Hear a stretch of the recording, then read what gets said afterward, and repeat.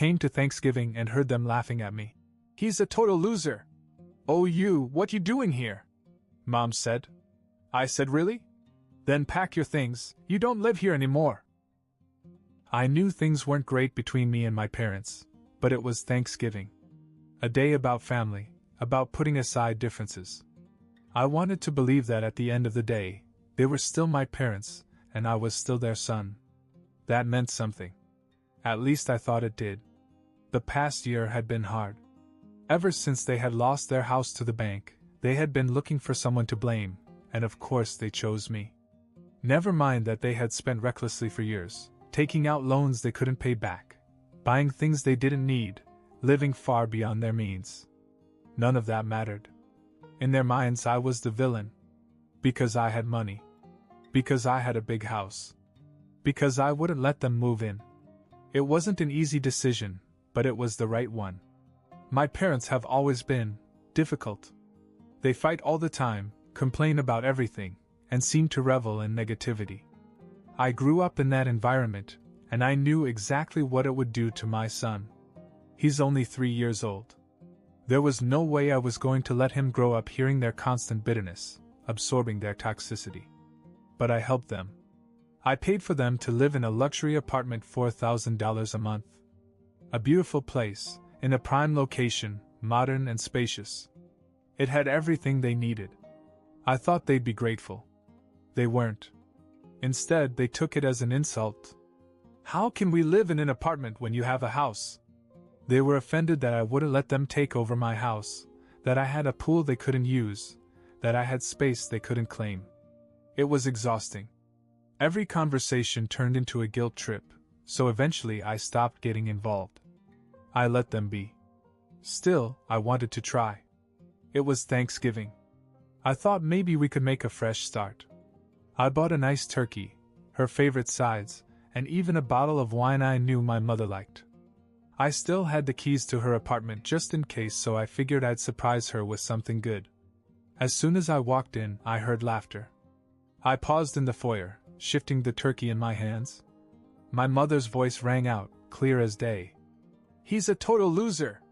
Can you believe how selfish he is? He has everything and still won't let us in. Imagine having such a big house and making your parents live in an apartment. What kind of son does that?" Someone else laughed. My grandmother. "Unbelievable," she said. "And after all you did for him." I felt my stomach drop. I must have made some kind of noise, because suddenly my mother's tone changed. "Oh, you?" Her voice was sharp, unimpressed. "What are you doing here?" She wasn't happy.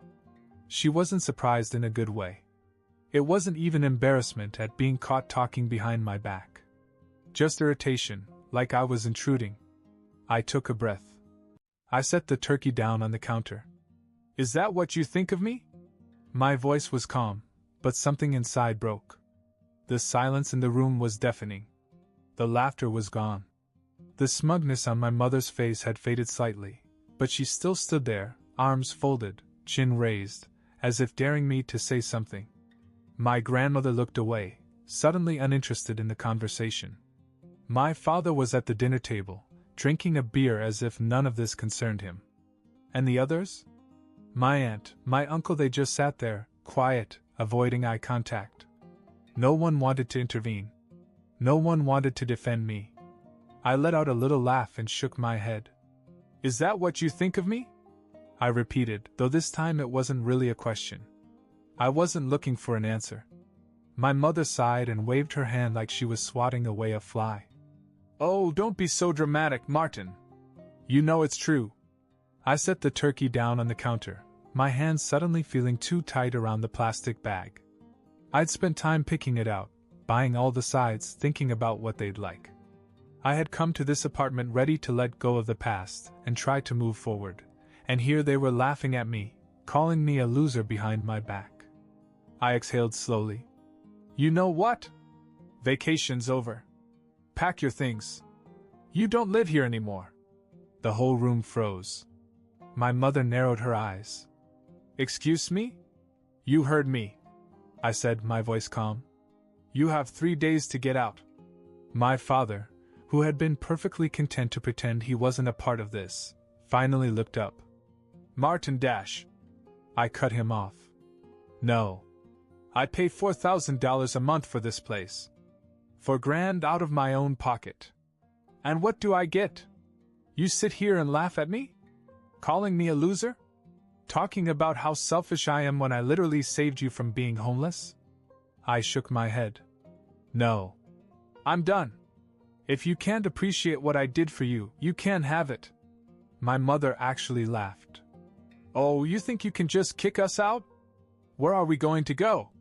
Not my problem, I said simply. Maybe you should have thought about that before you decided to spit on the one person who was keeping a roof over your head. She turned to my father, expecting him to back her up. But he didn't say a word. He just stared at his beer. Maybe even he knew there was nothing to say. My grandmother stood up and adjusted her sweater. Now, Martin, let's not be rash. I turned to her. Rash? Grandmother, I came here to make peace. I came here with food, with a bottle of wine, thinking maybe today would be different. And this is what I walk into. I gestured at my mother. She's not even sorry. She's just mad that I caught her. My aunt and uncle got up and grabbed their coats. They didn't want to get involved. One by one, they slipped out the door, not wanting to be a part of what was about to happen. Cowards. Only my grandmother stayed. Martin, she said, a little softer now. They are your parents. And I'm their son. I shot back. But apparently that doesn't mean anything to them. My mother crossed her arms. So that's it? You're just going to kick us out? I shrugged. You already think I'm a loser, don't you? I guess I'm just living up to your expectations. She scoffed, shaking her head, looking at my father, my grandmother, anyone, as if she couldn't believe what was happening. Like I was the bad guy here. You're going to regret this, she finally said. No, I told her. I won't. Then I turned and walked out the door. As soon as I got home, I emailed the landlord to let him know that my parents were vacating the apartment. The lease was in my name, so it was my responsibility to give notice. I already knew I was going to lose the $4,000 security deposit, but at that moment I didn't care. It was worth it. I should have known they wouldn't go away quietly. That night, my phone started ringing.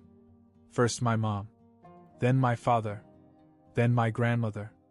I ignored each call, each message. It wasn't until my grandmother left a voicemail that I finally listened. Martin, I know you're upset, but think about what you're doing. It's the holidays. Family forgives. Call me back. I didn't call her back. The next morning they showed up. First it was my dad. I opened the door to find him standing there, hands in his pockets, looking down at the floor. He wasn't an emotional man, but I could tell he was uncomfortable.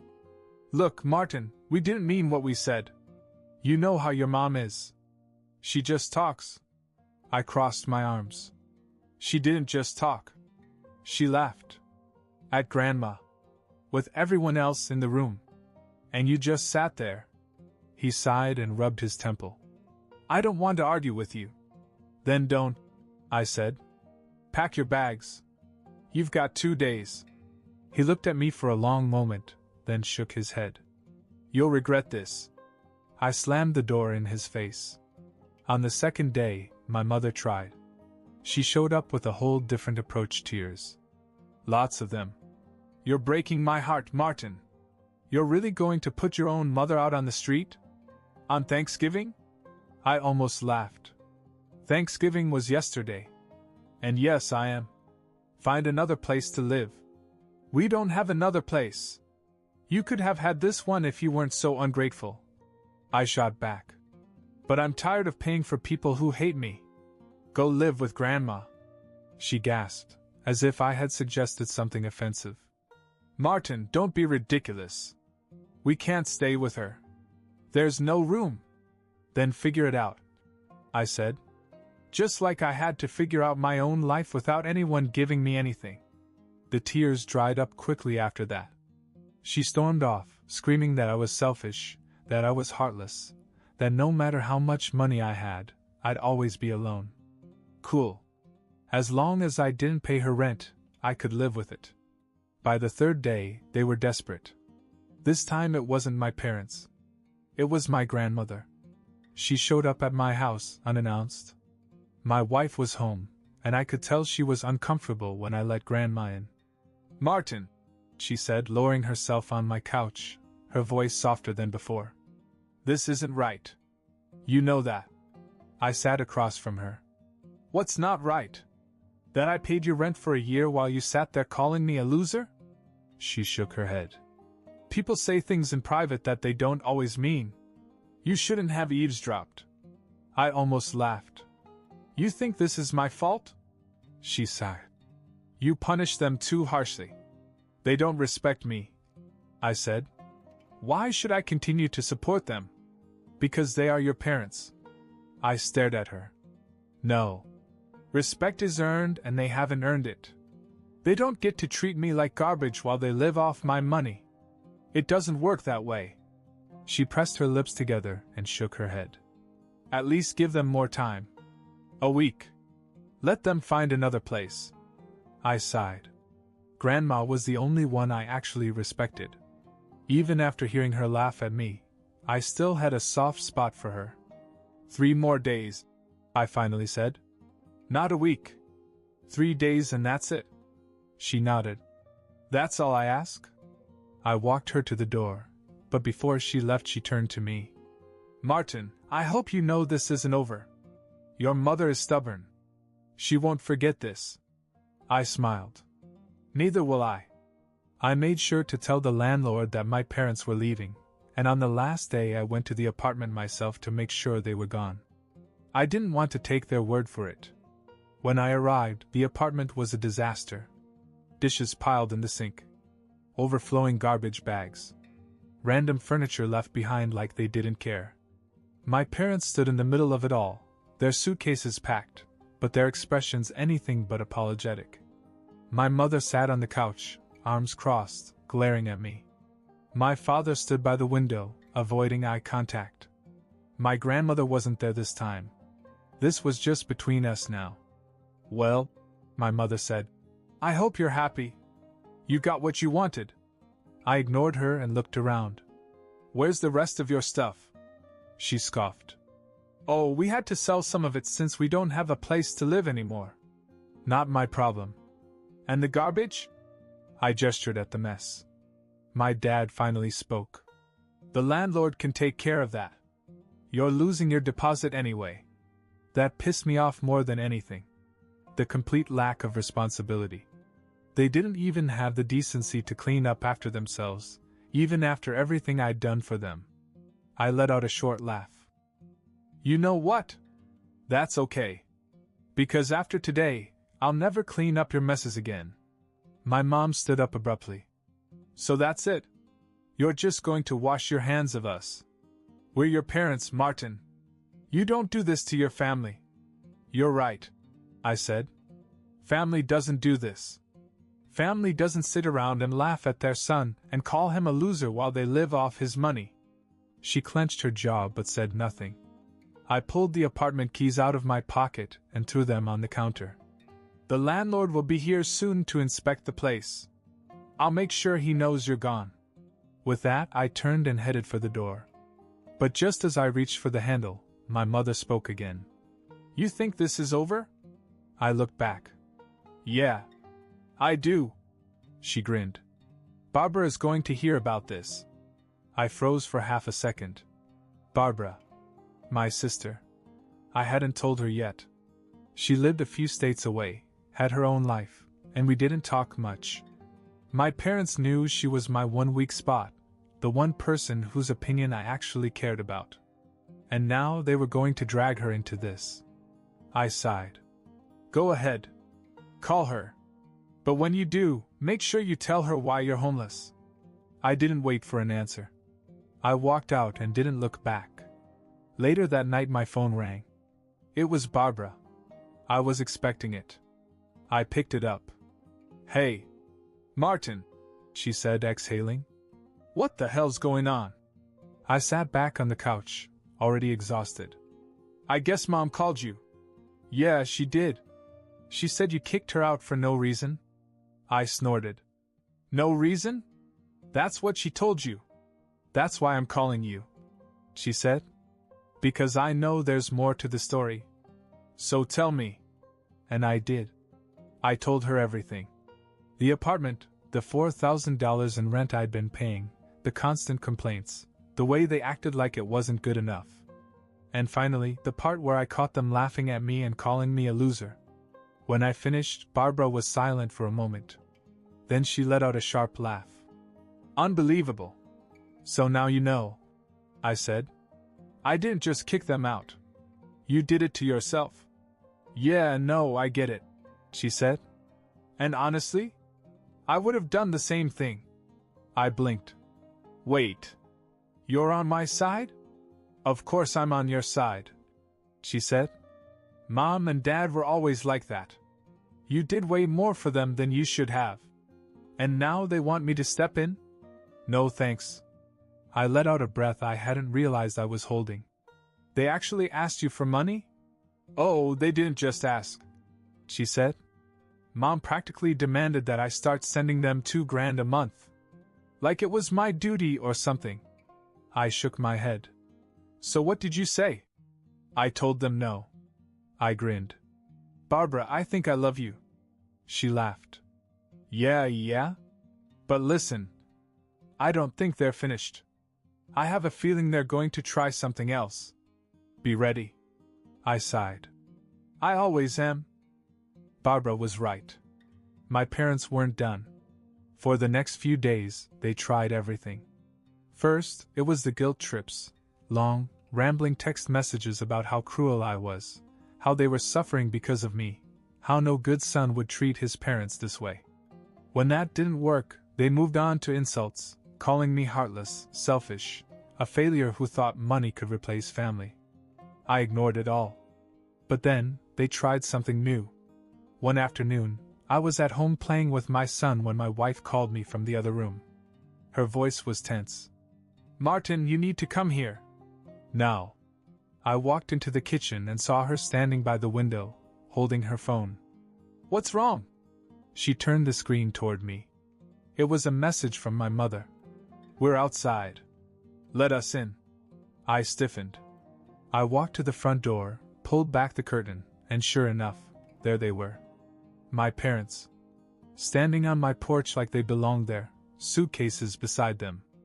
I opened the door, stepping outside before they could invite themselves in. What are you doing here? I asked, keeping my voice even. My mother's face was all fake sweetness. We're here to stay. I let out a small laugh. No, you're not. She sighed like I was being difficult. Martin, come on. We don't have anywhere else to go. Grandma's house is too small. And you have so much space here. I shook my head. Not happening.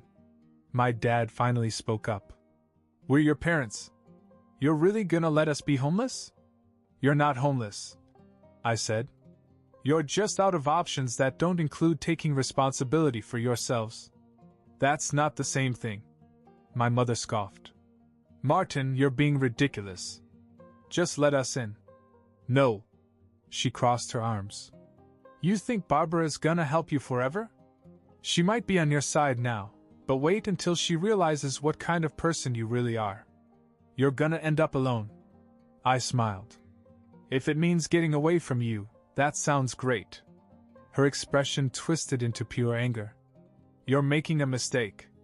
No, you made the mistake, I said. When you laughed at me. When you called me a loser. When you used me. That's when you lost me. She stared at me for a long moment, then grabbed her suitcase. Fine. You don't want us? We don't want you either. She turned and walked down the porch. My dad followed. I watched them go, waiting for the familiar guilt to creep in. Waiting for the regret. But it never came. A few weeks passed, and my parents settled into my grandmother's house, miserable, but not my problem. Barbara and I talked more than we ever had before, laughing about how our parents had expected us to bankroll their lives forever. And me? I slept better than I had in years. Because for the first time in my life, I was free. Weeks turned into months, and I stayed true to my word. I cut them off completely.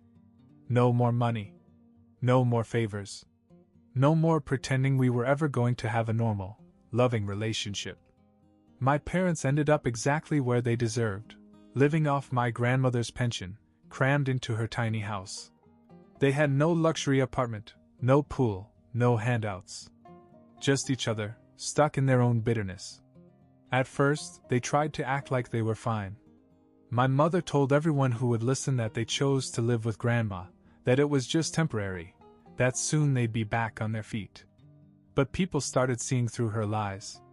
Barbara and I, we were closer than ever. Cutting off our parents gave us something in common, a sense of relief.